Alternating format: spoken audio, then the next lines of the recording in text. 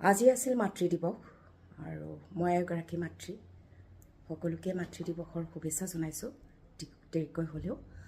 আৰু মাতৃ দিৱসত আমি এটাই কথা মনত ৰখা উচিত যাতে আমি সকলো পিতৃ মাতৃকে আমাৰ জীৱিত কালত জীৱনৰ শেষ সময়ছোৱাত যাতে আমি তেওঁলোকক সময় দিওঁ সময়টো দিব নোৱাৰিলেও যাতে তেওঁ খবৰ লওঁ সেই কথা মনত ৰখা উচিত সময় দিবই লাগিব যেনেকৈ নহওক লাগিলে আৰু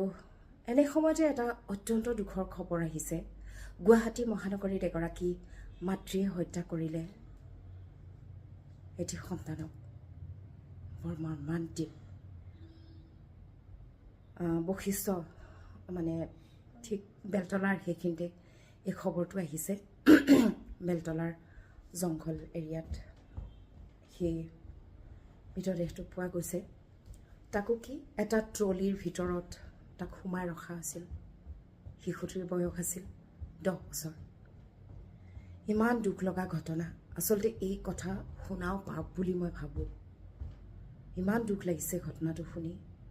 বুজাব পৰা নাই কেনেকৈ পাৰে নিজৰ মাতৃয়ে এটি সন্তানক জন্ম দিয়াৰ পাছত এনেধৰণৰ কৰিব কেনেকৈ পাৰে তাকো মূল ঘটনাটো চাগে যদি আপোনালোকে টিভি চাইছে তেতিয়া নিশ্চয়কৈ গম পাইছে বা সামাজিক মাধ্যমতো আমাৰ যিসমূহ পৰ্টেল আছে আমাৰ চেনেলসমূহৰ যিসমূহ পৰ্টেল আছে সেই পৰ্টেলসমূহত আপোনালোকে নিশ্চয় দেখিবলৈ পাইছে যে পৰকীয়া প্ৰেমৰ বাবেই এই ঘটনা সংঘটিত হৈছে মাতৃগৰাকীৰ স্বামীৰ সৈতে কোনো ধৰণৰ সেই মহিলাগৰাকীৰ স্বামীজনৰ সৈতে কোনো ধৰণৰ সম্পৰ্ক ভাল নাছিল যাৰ ফলত পৰকীয়া প্ৰেম গঢ় লৈ উঠিছিল আৰু সেই প্ৰেমিকৰ সৈতে লগ হৈ এনে জঘন্য ঘটনা সংঘটিত কৰিলে বৰ মৰ্মান্তিক এই ঘটনা কিছুদিনৰ পৰা শিশুটি নিৰুদ্দেশ হোৱা বুলি সেই মাতৃগৰাকীয়ে আকৌ থানাত খবৰ দিছিল নিৰুদ্দেশ হৈ আছিল টিউচনলৈ গৈছিল টিউচনলৈ যোৱাৰ পাছতেই নিৰুদ্দেশ হৈ থকা বুলি আৰক্ষীৰ ওচৰত গোচৰ দিছিল সেই গোচৰৰ ভিত্তিতে আৰক্ষীও তদন্ত কৰিছিল বশিষ্ঠৰ আৰক্ষীয়ে তদন্ত কৰাৰ পাছত আজি বিয়লি বেলা প্ৰায় 2:30-3টা মানত সেই খবৰটো পালে দুপৰীয়াৰ পাছত যে এটা ট্ৰলি বেগ পোৱা গৈছে ট্ৰলি বেগৰ ভিতৰত এটা মৃতদেহ আছে কিন্তু মৃতদেহটো কাৰ আচলতে সেইখিনি সময়ত ইনষ্টেণ্টলি ক'ব পৰা নাছিল কিন্তু সেই ভৰি দুখনৰ ফটো আহিছিল আমাৰ ওচৰলৈ ভৰি দুখনৰ ফটো দেখি ভয় খাই উঠিছিলোঁ এটি শিশুৰ ভৰি